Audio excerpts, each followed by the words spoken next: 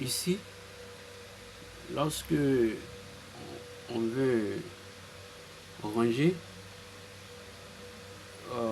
il faudra d'abord avoir une notion dans le coup.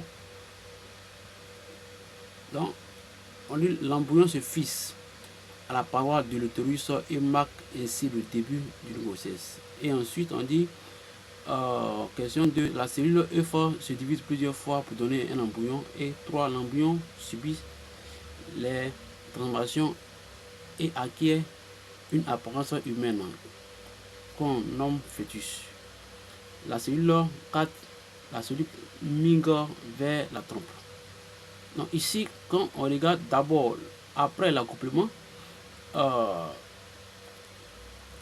les spermatozoïdes ici vont migrer pour aller vers la trompe. Donc, c'est le numéro 1. J'ai d'abord le numéro 1. On choisit d'abord le numéro 1 d'abord. Donc ici, je mets 1.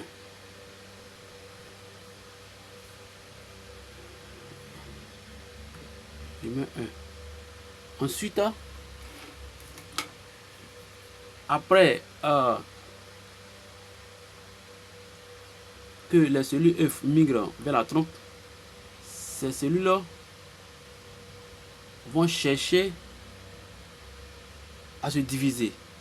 Donc, il y aura une division des cellules.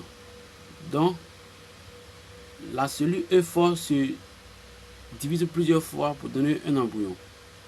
Donc ici, c'est après, c'est le 2 qui est là. 2 et enfin, non, c'est avant la fin, on a l'embryon subit des transformations. L'embryon subit des transformations et acquiert une apparence humaine qu'on nomme fœtus. Et l'autre, on dit l'embryon se fixe à la paroi d'abord. Donc l'embryon doit se fixer d'abord à la paroi de l'utérus et marque ainsi le début de la grossesse. Donc ça c'est le 3. Le 3. Et à la fin, après la fixation, on aura le fœtus. On aura le fœtus.